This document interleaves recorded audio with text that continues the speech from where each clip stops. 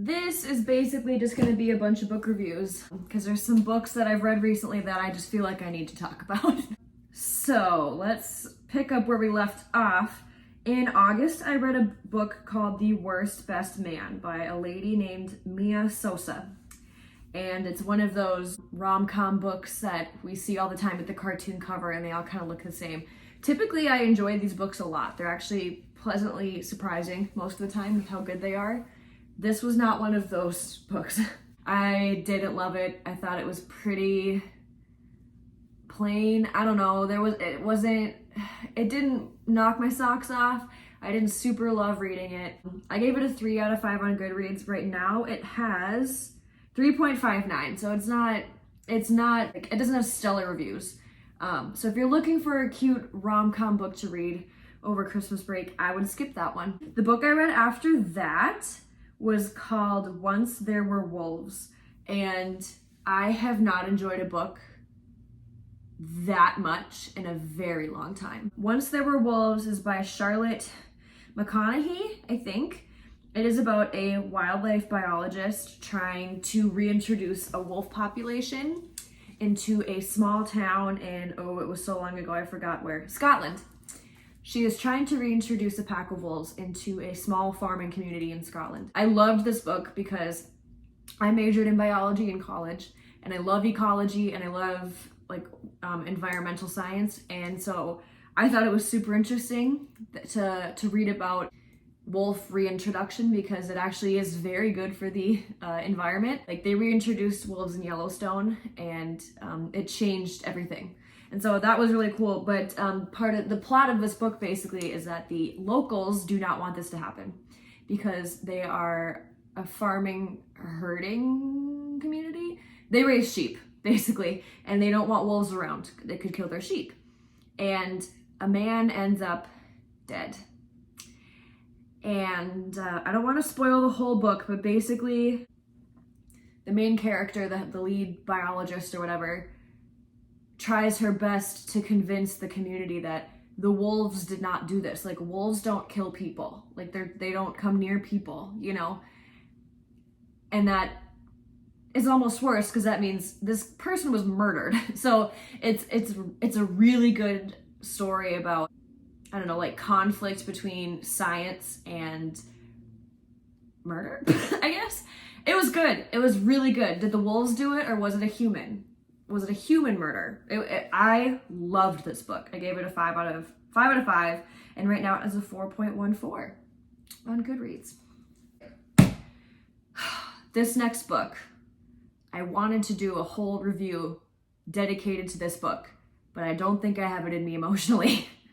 And that would be A Little Life by Hanya Yanagihara.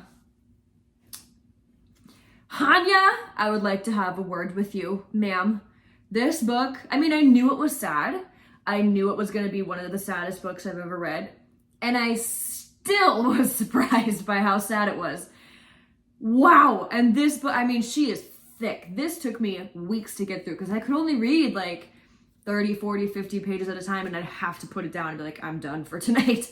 It was soul crushing. I don't even know where to begin with this book.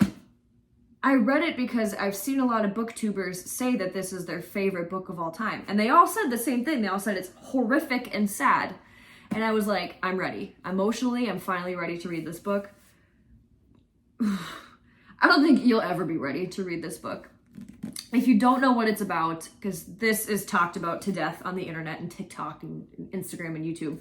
But if you don't know what it's about 4 BFFs. They are men: Willem, JB, Malcolm, and Jude. And it follows them from the time they're in college, where they all meet, essentially, until they are adults, like in their 50s. And the main character, if I had to pick one, is Jude. And he has a horrific story. And bad things just keep happening to him, and it pisses me off because he doesn't deserve all this bad stuff that's happening to him. Basically, this story is about Jude and his horrible effed up past and his three best friends just kind of surviving. I had a few issues with this book. One of them is that we have no idea what time period this is taking place in, and there are very few clues. At one point, they do talk about texting, but since this does take place over like 30 or 40 years, and it takes place in New York City, there's like no mention of any major events. So like they never talk about 9/11. So I'm assuming this happened before 9/11, or are we just pretending like 9/11 didn't happen in this universe? Or like, I can't tell if it takes place in the 70s or the 2010s. Like and it's a little, what's the word I'm looking for? I don't know, unbelievable, I guess, because all four of these men become hugely successful in New York City. Like, one of them becomes a movie star, one is a lawyer, one is a famous artist. Like, that just doesn't happen. Like, I don't know. There's a few instances where I'm like, that's a little far-fetched. And also, triggering. This whole book was triggering from beginning to end. Holy smokes. I gotta say, I didn't love this book. I really didn't. I wanted to, but it took me so long to read, and it was so sad that I'm like, what is there to like about it? I don't really know. I understand the hype. I totally do. The writing is beautiful. It's a great story, but this one hurt to read. Like, physically hurt. Okay, what did I read after that? Oh, after that I read this guy, Daisy Darker by Alice Feeney. I have read two of her books before. I read Sometimes I Lie and I Know Who You Are. That's what they're called. And those books were okay. They're fine. They weren't amazing. I would say the same thing about this one. It could have been super, super good. And to me, the ending ruined the whole thing. And I hate when that happens. The author, I think, said she took inspiration from And Then There Were None by Agatha Christie, which is one of my favorite books of all time. And it's about a family that gets trapped on this little island during their grandma's birthday. And one by one, they start getting killed by a person or persons unknown. And it was super interesting. It was riveting. It was a quick read. However, when we find out who the person was that was doing this and why they were doing it, I'm like, that's not really a great motive, first of all. And second of all, I saw the twist coming from like a mile away. There's two big twists at the end. The one I did not see, the second one I did. Neither one were great. So it was a quick read. It was fine. I believe I gave this one, I gave this one a 3. So not amazing, but not bad.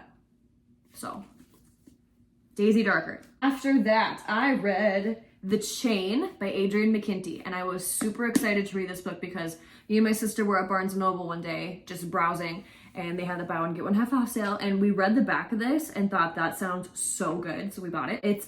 I'll just read it.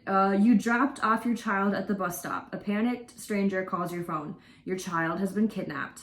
The stranger then explains that their child has also been kidnapped by a completely different stranger. The only way to get your child back is to kidnap another child. You are now part of the chain. And I was like, oh, that sounds so good. However, the writing in this was terrible. So bad. Like, you know, one of my pet peeves is when like 16-year-old kids in a book still call their mom mommy.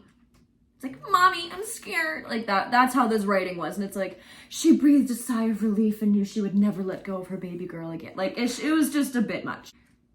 It wasn't good. I don't know. This had so much potential. The plot had so much potential to be so good. And it was just kind of not. One thing I will say is in the end, you find out who's running the chain and why. And for some reason, I feel like this book would have been so much better if they remained anonymous. If it just ends and you still don't know who's running it or why. It's just this crazy thing that's happening. But they explain everything. They explain who's doing it, why they're doing it, how it started, how it's going. And it's like, I feel like it would have been more chilling if, you know, the main character gets her daughter back and then we just don't know. I don't know. That's just my opinion. Last book. I just finished this one recently. It was All Good People Here by Ashley Flowers. And I listened to the audiobook of this. Sometimes I feel like that affects my how much I enjoyed the book. Was the narrator good or not? Narrator in this book was fine. It was Ashley Flowers herself. And if you don't know who Ashley Flowers is, she is one of the hosts of a crazy popular podcast called Crime Junkie. I myself don't listen to it a whole lot. I've heard a couple episodes. Personally, I think it's annoying the way they talk on that show, so I can't listen to it. But this is her first novel, and it's about a little girl who dies mysteriously in her own house in the basement, and under very mysterious circumstances. Everybody suspects the family, especially the older brother. If you haven't caught on by now, I think basically Ashley Flowers just kind of ripped off the JonBenét Ramsey story, because there are so many parallels to the JonBenét Ramsey story in this book that I was like, you literally just copied the JonBenét Ramsey case. And I was reading reviews, and a lot of people are saying the same thing. They're like, this is the JonBenét Ramsey story. The writing was okay. It was fine. I saw the twist coming. I saw all the twists coming. The ending doesn't wrap up anything at all. There's still like several questions when it ends, and it's a cliffhanger. So, but I spent 11 hours of my life listening to this book, and I was so pissed off at the ending. And it's just lazy storytelling when you copy another extremely famous true crime case. I was angry when I finished it. So I gave it a 2 out of 5.